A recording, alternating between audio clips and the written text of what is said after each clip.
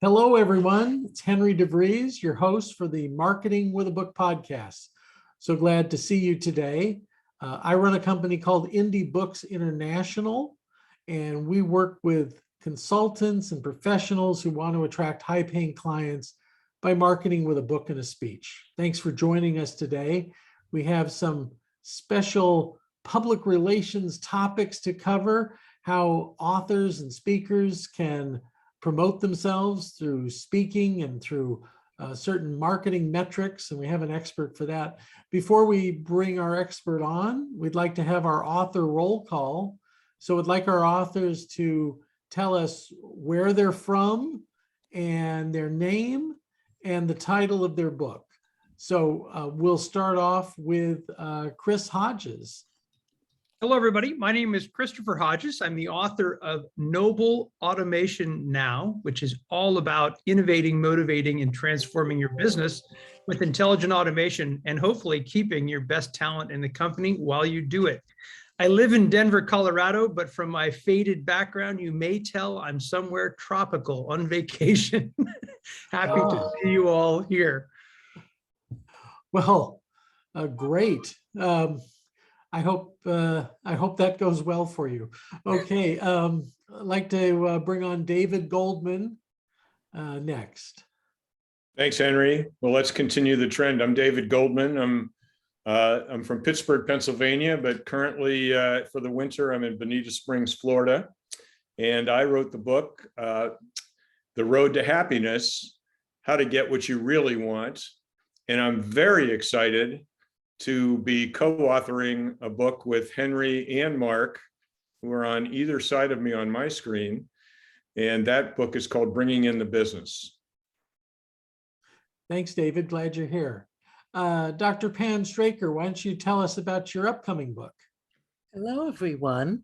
I am from Brooklyn, New York, and I am currently working on a book, and it has to do with caregiving and embracing the humor while really accepting that there will be pain, embracing the humor.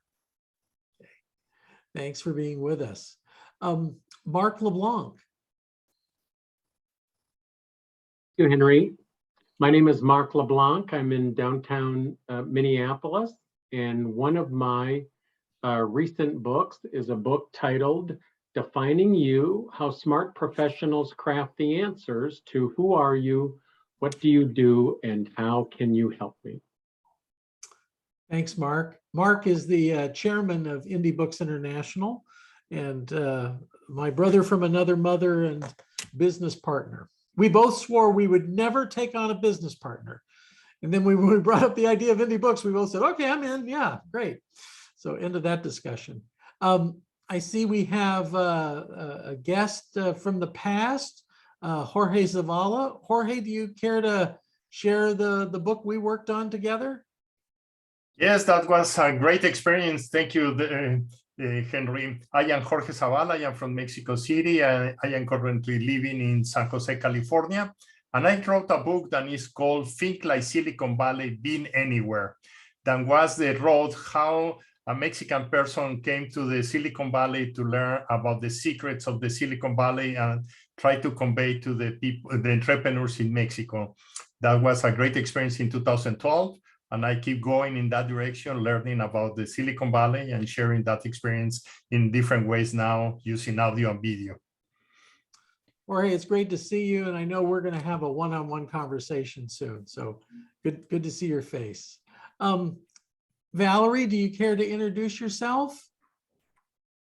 Thank you, Henry. I'm Valerie Jackson. I am joining you from the Washington, D.C. area, and I am currently working on a book called It's Like a Whole Nother Life.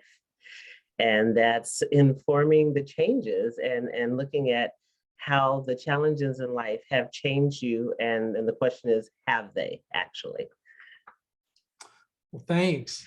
So I'll go too. Hi, I'm Henry DeVries. I'm in Oceanside, California. It's halfway between SeaWorld and Disneyland. So my recent book is Rainmaker Confidential with Mark and Scott Love. And I can tell you, somebody read this book and said, I want to know who's the person behind this book. And they called me today and they want me to help them with their book. So we're all about what happens as the result of the book. So I'm living the dream too. Thanks everybody for joining us today. I'd like to introduce Michelle Stansbury. Now, Michelle is a marketing pro, a public relations pro. She's the founder and CEO of Little Penguin PR. I mean, what better name can you have than Little Penguin PR? And that's a strategic public relations company. It's based in San Diego.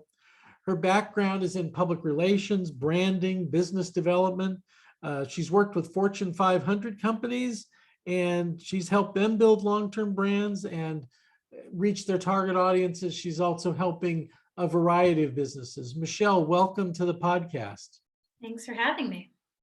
Well, you've been very helpful to me as a Forbes.com columnist because you're very supportive and give me ideas for columns. One of the most successful columns I've ever written, and we measure success by how many people click and read it. Everything we do at Forbes.com is measured. And one of the best, most popular columns was How to Conquer Your Fear of Public Speaking. Now, I know the people on this call are not afraid of public speaking, but they can always use reminders on how to embrace it more. So before that, let's just go in. I would just like you to share what is the mission that you have for Little Penguin PR. I started Little Penguin PR because I wanted to bring the resources that the really big global companies have to smaller and mid-sized businesses, to entrepreneurs who are trying to grow their business. And just like you do with indie book publishing, it's pretty easy to take those concepts and bring them to maybe somebody who's never written a book before, maybe someone who's never done PR before, so that they can see really the long-term benefits of investing in that. Michelle, many people come to us and I ask them, what's the goal of the book? And almost all of them say is to build credibility. And then they say to have more impact and more influence. Eventually they might say more clients or lead generation. And really those are all the things that you teach and that you help your clients with. You know, a book is just one form of public relations and publicity, and speaking is another. And we like to say that a book is the number one marketing tool. Speaking is the number one strategy for business development. So let's talk about that strategy, the speaking. One of your pieces of advice is that if you're going to speak, you should focus on some key points. Could you expand on that, please? Absolutely. A lot of people, they don't get into speaking because they think before they do, they need to have a very eloquent, articulate speech planned out verbatim. And really, most people don't want to hear somebody speak from reading off a script verbatim. It's not, and thinking about key points is a lot easier. You probably give some of the same advice when you're talking to people about writing their book is, you know, you don't need to write the entire book in one sitting. Start by thinking about what are the points you want to get across, and those are your chapters. Same thing with a speech. Think about what are the main points you want to get across, and what do you want somebody to walk away having known, and start there. It's both easier for you and it's more engaging for the audience. Thanks. Now, one of the things you say is, sorry, for my producer, I'm getting some feedback there. One of the things you talk about is don't be scared of giving the speech. It's not you against them. Really think of it as an opportunity for interaction. What did you mean by that? Well, this is an American Idol, right? You're not sitting in front of a panel of judges while they critique you and potentially, you know, say horrible things to you and make you run off stage crying. That's not what public speaking is about. You're all in the room for the same reason. And that reason is that you have a few things that you think are important for them to know that you want to share. and they're coming wanting to hear it. So you're already on the same team. There's no judging, there's no adversaries. So instead of thinking of the people that you're talking to as scary monsters in the room, think of them as your allies. You're all there for the same reason. Engage with them.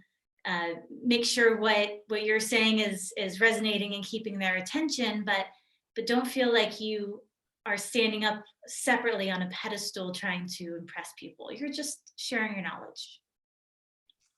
And Simon Cowell is not in the room, so that's something we can be thankful for. Okay. I'm a big fan of Simon Sinek's book, Start With Why. I know with our authors, I always say chapter 1 is the why chapter. I know for speaking, you advise people to start with why. Could you explain that? Yeah, that's important. Both why are you in that room? Why did you decide to conquer your fear of public speaking in the first place and stand up there? And also, why is your audience there? And one, you want to make sure those two things align, that the reason you're there isn't completely different from the reason your audience is there, because that's not how you create a win-win situation. But think about why you're there. Are you trying to build credibility, position yourself as a thought leader so that you can, get more impact from some of the ideas you've put together and maybe in the future land some new clients? And why are they there? What are they trying to get out of it? What are they trying to learn? What are they trying to know? And if you don't know that ahead of time, find out. For the most part, people aren't making you go into public speaking blind. So you can find out what are people trying to get out of it? And even if you can't find out ahead of time, you can make it engaging. You can ask people, what do you want to know today? What are you hoping you walk out with this piece of information or this action item or understanding this that had confused you?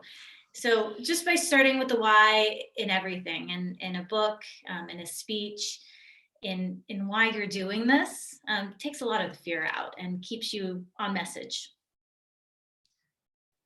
In the adult education world, we really learned until you answer the why question, the brain doesn't engage. And people have their why.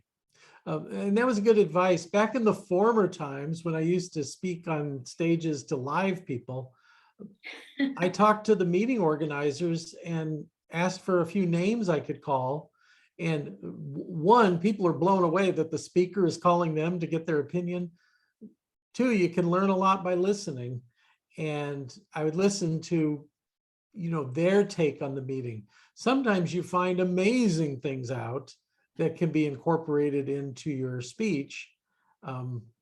The other quick tip, boots on the ground, is when you're in the audience beforehand, you mingle, and you can do some of that leading up to the speech. And we hope to be with live people again. But now we're on Zoom. So it's the power of Zoom. So to your comments, there's still things you can do to find out the why.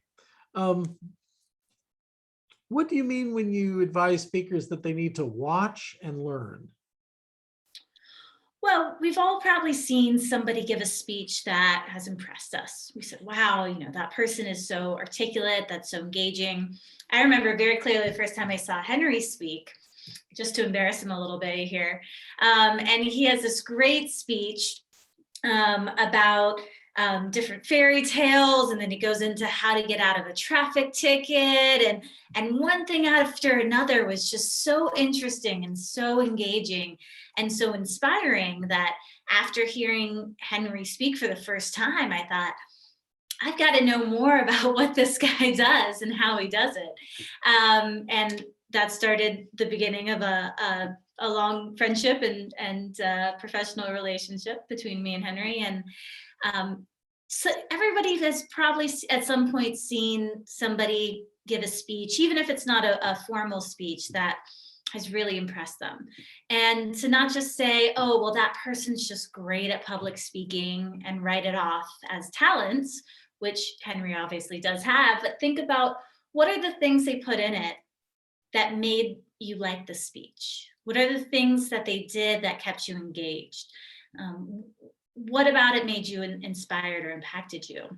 And you can take some of those same principles and apply it to your own speaking, to your own speeches, and borrow from the best. That's why they're that's one of the reasons why they're there, is to inspire us and show us how the professionals do it. We call it R&D, rob and duplicate. So you just don't want to rob and duplicate their stories. No. You need to tell your own stories and make them your own. But thanks for the kind words. Yeah, we call that the act, that that 3-hour workshop, and puppets and jokes and other things. It's all the act, and we work on it. The encouragement I want to give everybody is we're all not as good as we think we are. Or put another way, we could all be better. And I think it's a journey. It's not a destination. You're always working on it. I've seen great speakers like Mark LeBlanc and other people, watching other speakers, taking notes, thinking about, okay, how can I up my game? So the professional, school's never out for the professional. There are other great ways, if you could join Toastmasters. I've seen people advance greatly through that. Toastmasters also has speech contests. Speech contests challenge you. I certainly was in speech contests at an early age. You got to work on your technique. There's all these different things you can do to be a speaker. The scripture says iron sharpens iron. So I really encourage people to get a great speech coach, somebody like Patricia Fripp, who does this virtually online, and you can study with her. We're publishing a new book by Patricia Fripp and 2 world champions of public speaking, Darren LaCroix and Mark Brown. That's coming out soon. I really recommend everybody get a copy of that. I really hope they'll do an Audible book so we can listen to them, because you can get so much more. It's just, we have to do things to challenge ourselves. One of the things, it helps to have a thick skin, wouldn't you say, Michelle, when you're getting, feedback on these things? Absolutely. I mean, the first step is just to try it, just get started. But then absolutely being open to feedback, recognizing that public speaking isn't just all talent, you have it or you don't, but it's all a process that you work on, you continue to improve, and being open to that is incredibly important, especially from, like you said, the experts in public speaking who really know their stuff. Darren LaCroix, we've just published one of his books too, and he admits it very clearly that he was horrible at public speaking. He was horrible. He couldn't tell a joke. He did open mic nights, and people told him like, yeah, you should not do this. And he became a world champion of public speaking, the Toastmaster honor. I like to do columns for Forbes.com on advice every year from the winner of the Toastmasters World Championship. And it just comes back to all of them saying, you just have to keep working at it. You have to improve. You have to find somebody who's better than you are to help you take a next step and go farther. Michelle, I'd like to shift gears now. Another column that was very popular that you helped me with was about marketing metrics. And you like to frame it with a story and a metaphor, if you will. You used Mad Men. Could you talk about what is Mad Men and why you used it as a metaphor? Well, most people know about the Mad Men TV show, right? Don Draper. And he is an ad executive at a fancy Madison Avenue advertising firm. And back then, this was the 50s and the 60s, Don would sit around his office, napping, drinking, just waiting for a brilliant idea to strike. And once the idea struck, he went in, sold it in a flurry of inspiration to the client. Everybody sat there dumbstruck. He walked out back to, the bar, and end of segment, end of show. There was no follow-up to say, hey, how did that idea actually do? I mean, we know it impressed the client, but did it actually move the business forward? Did the marketing work? And that's something that was missing both from the TV show and also that era of Madison Avenue. That was a lot of glitz and shine and big ideas, but not so much on the metrics. So what can we learn now from some of the good things and the bad things from the TV show, and looking back on kind of more of the old school way of marketing versus new school? Like you said, Forbes.com tracks metrics of the stories that are written, right? Like it's not just, putting someone's picture on the glossy cover of Forbes anymore. It's look at online engagement, look at how many people are reading it, how many people are sharing it, and tracking success that way. And that's important for everybody to know, whether they're marketing their book, marketing their business, or marketing their column. When I go to New York and meet with editors at large publishing houses to talk to them about one of our authors, the first question they have is about their platform, which is really a question of, tell me about their metrics. They want to know how many LinkedIn followers they have, how many Facebook friends. Oh, by the way, a Facebook friend is not the kind that will take you to the airport or loan you money. I spoke with someone today and he says, I let everybody who asks to be my friend, I let them be my friend. And then immediately, if I don't know who they are, I ask them if I could borrow some money. So I thought that was rich. So with these publishing houses, what they want to see is also engagement, how engaged you are. Do you have a column with Forbes or Inc. or some other publication? Do you have a podcast?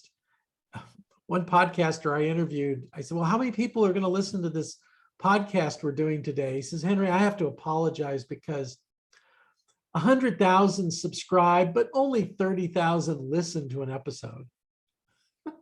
I thought, wow, many radio and TV shows would love to have 30,000 people engaged, but those are all the metrics and things you're looking at. And we should go over a few. The first one has to do with email. What metric is that about, Michelle? Well, email is incredibly impactful because you can get email addresses from your network of audience who just wants to, keep in touch with kind of what's going on with your business, what's going on with you. And you can either set it up so you can do monthly newsletters where you keep everyone updated. Or my personal favorite is create an email drip campaign. So that means every new person who signs up, they get started on this path, this journey through emails. And that way you can just kind of set it up once and not be entirely done with it, but you don't have to come up with fresh content every month because you're taking people through this journey of email marketing. So having people's email addresses, collecting them at different things you're speaking at, of people who reach out and maybe want to be your Facebook friends, more often LinkedIn, but say, oh, if you actually want to stay engaged, I don't post that many status updates to LinkedIn, but I have a great email newsletter with tips and tricks. So email is a very simple way. And even if you're not ready to start doing an email newsletter, starting to gather those email addresses from your target audience and people who are interested and engaged with what you're doing is a great place to start. Because then when you are ready to launch your email newsletter, you're not starting from zero. So these are opt-in addresses. These people have actually opted in or double opted in to be on your list. And you have an unsubscribe button they can get off. Michelle, I just have to talk about a pet peeve this week is I've been doing an active campaign to unsubscribe from the data smog, the email smog that is cluttering up my email. And I am not a person who signs up. I don't subscribe. And it's very maddening that I keep having to unsubscribe to something I didn't subscribe to. So just want to caution people, don't be one of those people who just puts people on their email list and figures, well, if they don't want it, they can get off. I think a day of reckoning is coming with this because it's being abused so much these days, and there will be backlash. So just, I'm on my soapbox, I'll get off now. Can I ask, is this for your personal email or is this for your professional email? Because I imagine a lot of people want to be featured in your Forbes column and might be reaching out professionally with all these email Well, pitches. And that's a let's common talk complaint. about this. As I was the president of a PR agency, you're the president of a PR agency. There's that. Cision, formerly Bacon's, but Cision found me and put my information in their directory. So the day that happened, the number of pitches I get is 10 to 20 a day. So I get 10 to 20. Yeah. Well, but a lot of them not only do the pitch, they put me on a list, Constant Contact or MailChimp. So they're hitting me all the time. And one frustrating thing is they have not read my column.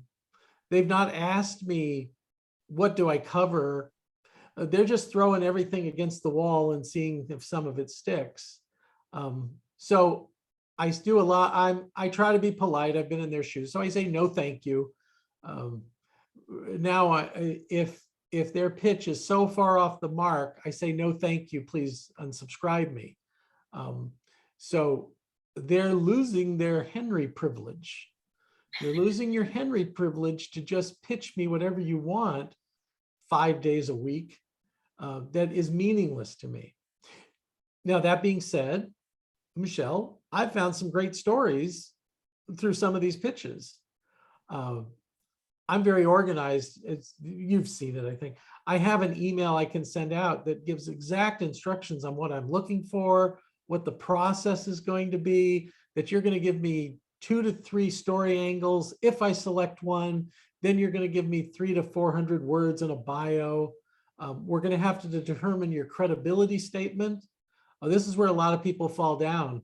One, I asked, well, this is very interesting, but what's your credibility statement? When an editor at Forbes asked me, why are you quoting this person? What am I going to say?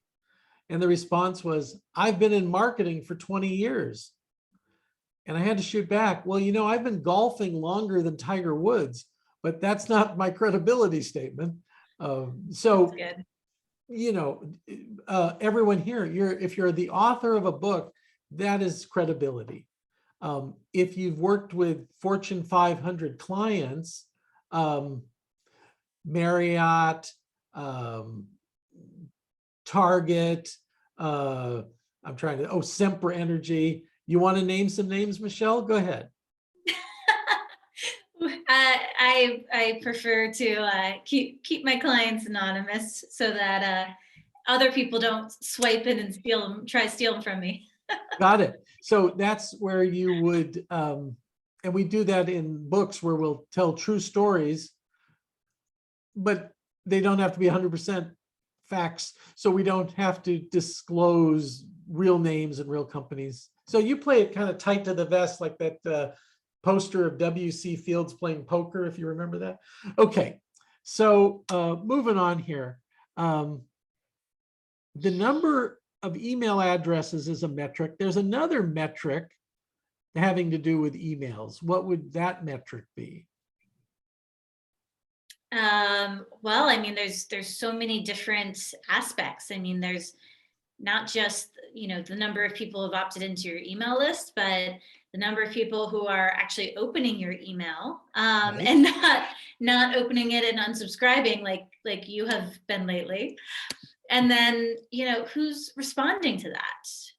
You know, because your emails should hopefully have some sort of call to action so that somebody can maybe learn more by clicking and reading a blog, or somebody can schedule a one-on-one call with you, or, you know, some other call to action that if what you said really hit the mark, somebody is doing. And so tracking that is even more important than just seeing who clicked open your email, because it's seeing, is what you're saying in this email newsletter, is it hitting the mark, or are people just saying, this isn't really relevant to me, or I've heard this before? Yeah. They always say that first email they get, if it's relevant, then you've won the opportunity to send more. But if it's not relevant, you can get in the unsubscribe or the delete, delete, delete. We've all played that game. So great. So we build up an opt-in list, and then one measure is not just having a list, but how many we send it out to.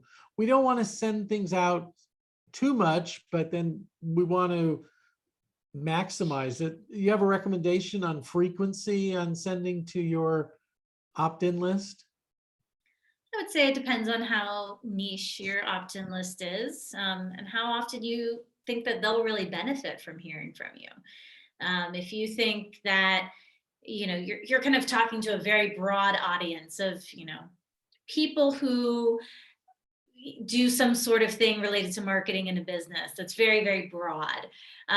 Your messages might not always hit on cue for all of them, and you don't want to, like some publicists are doing with you, just keep sending you irrelevant emails. For most people, I'd say once a month is generally a good kind of framework to say. You'll stay top of mind if people are like, oh, who was that guy who was talking about independent book publishing?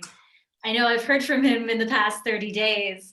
Henry, yep, there he is. Like now's the time I'm ready to reach out, without it being so frequent that people just get annoyed from hearing from you. Because as funny and articulate as Henry is, and I would be happy to hear from him every day, I don't know that everybody who's interested in what he has to say wants to hear from Henry every single day, because it's just a lot of content to consume when you have a lot of other competing priorities. The strategy I've been using is weekly, and it's a 2-minute tip. It needs to be short, a 2-minute read. It says tip, it does all that. And then you have to watch for us, it's constant contact. How many are subscribing to the newsletter? How many are unsubscribing? And that can be an indicator, a metric that you're doing it too often if you're getting too many unsubscribes. There was one school of thought. I interviewed people. I know Mark and I do not belong to this group, but they were the hit them hard, hit them a lot. Make them make a decision, and it's okay if they get off your list. You don't want to not contact them enough. So it's a style. It's not our style. Doesn't sound like it's your style either, Michelle.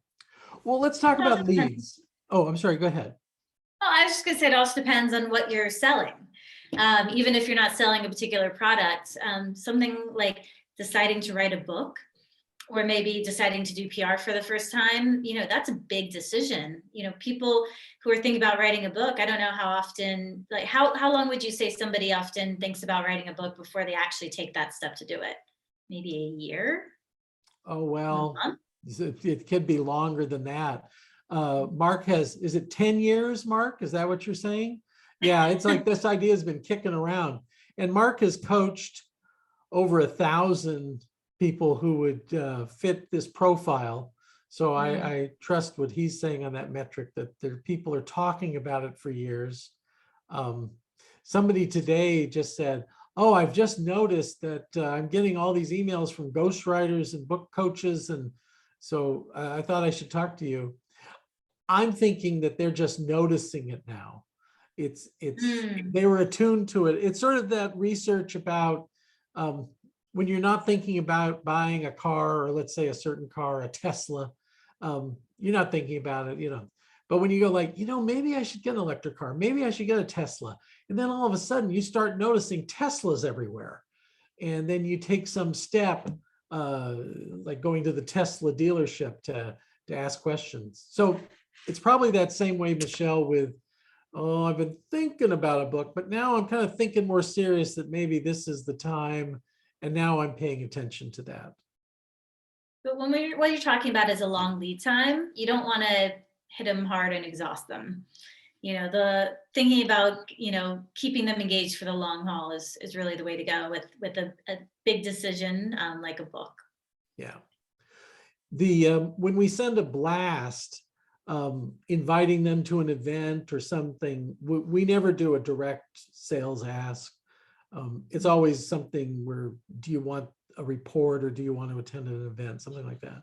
We limit that to once a month. I don't want to do more than that, because I'm with your thinking there, it'll put people off.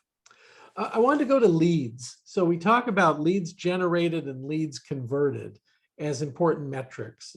How is that showing up in campaigns and advice you're giving your clients? Well, again, it's going to be different for every different type of business. If you're more B2B, your clients aren't, the average Joe on the street, but are, let's say, Fortune 500 companies. You're going to have a very different notion of how many leads is good and how many leads converted is good. And again, the length of time for that sales cycle, even if it's not a hard sale, is going to be important too for looking at your conversions. So just thinking about, are you sending the right message to the right audience at the right time is what it all boils down to. And if you are, that's going to come back with interest, engagement, what you can call leads or converted leads, if you're thinking about it from more of a sales perspective. And those are the ways that you really can track that you're saying the right things to the right people, as opposed to probably what people are doing with decision lists that you end up on, which is spray and pray. Let's just try to get this one message out to as many people as possible, and who knows, it might stick with 2 or 3. That can exhaust some leads and make it a lot more difficult, because like you said, once you create that bad impression, it's hard to come back from it. You only get that first chance to make a good impression by having great content, not selling too hard, creating opportunities for people to learn and grow without exhausting them or sending them things that aren't relevant to them. In the book that David Goldman, Mark LeBlanc, and I am writing about bringing in the business, it's all about the conversations you have. And I guess we would define that lead generated as the first meaningful conversation you have with a prospect. And the book defines that there are other conversations that lead to that, but that's the one where they really want to ask you questions about how long will this take? How much does it cost? What have the results been? How does the process work? These type of questions, when they want to get to that, that's a lead. And then a converted lead, it's not necessarily a one meeting close. There might be other phone calls and meetings, but then when they become a client, which means there's an agreement, money has changed hands, some sort of document. I like to call that the batting average, from the meaningful conversations to the clients. And it varies for every business. As you've said, are you B2B? Are you to consumers? Is the price point over 100, over 1,000, over 10,000? A lot of this plays into your metrics. I'm leading up to the big metric. And if you could talk a little bit about average lifetime value of a client. Absolutely. That is the most important thing, because your relationship with clients the value of that is actually probably much, much more than the revenue that you're bringing in, right? Because, if you're really good at selling your services, you've got a great show, but what you're selling doesn't really match up to what they're getting or align with what they want, then you might land that client, you might convert that lead, but what's really the lifetime value of that client, both in terms of them coming back to work with you again and again, and also the all important referral of, are they directing other people to you to say, hey, you've got to write a book with Henry. You won't believe how easy he'll make it for you, and how much value you'll get out of it. So that's where that lifetime value of a client comes in. And it's one of those things that can continue paying off in spades. I mean, I have clients that maybe I'm not working with right now, but I did a project with 5 years ago, who sends somebody my way here 5 years later that end up becoming a client. And that's the importance of good communication, selling something that you really believe in, and how to communicate to the people who are buying it so that their expectations are met and exceeded. Devin, our VP of production, who we got out of the corporate world and was a back-end rock star for Zulily and ProFlowers and e-commerce, really helped our thinking on the analytics and looking at this, and this being an important one, but also for us, how many people attend our events? And of those people who attend the events, how many sign up for a meaningful conversation? We call it a book chat. And then how many of those people keep their appointment for the meaningful conversation? And of those people who keep their conversation, what's the batting average for them actually signing up? Then we've been looking at, okay, on average, because a client for us can start at $365. My biggest client started at $750, but wound up being 6 figures for the help that we gave them.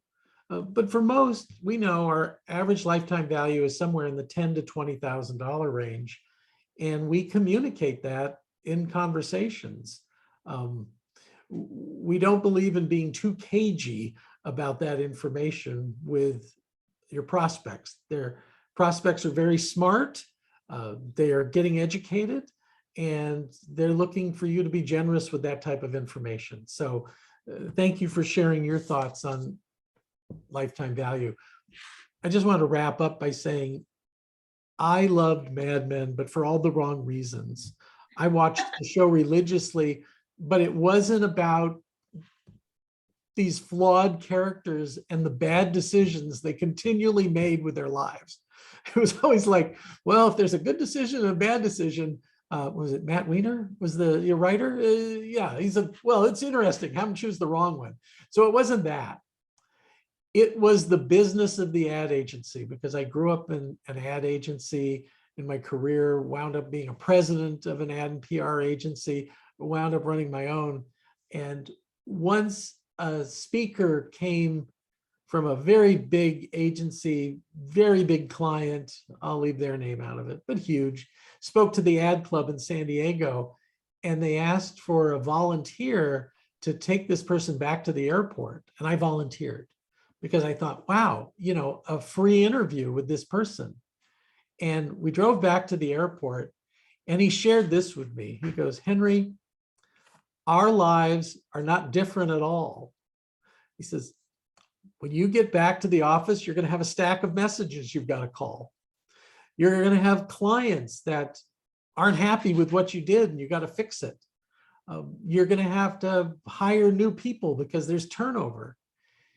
He said, the only difference is we just add an extra 0 to what we're doing on Madison Avenue to what you're doing here in San Diego, but it's exactly the same work.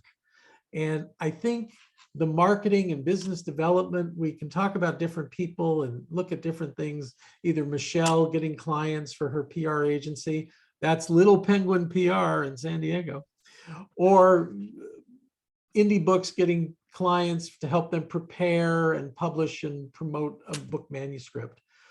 We're basically all in the same business development business.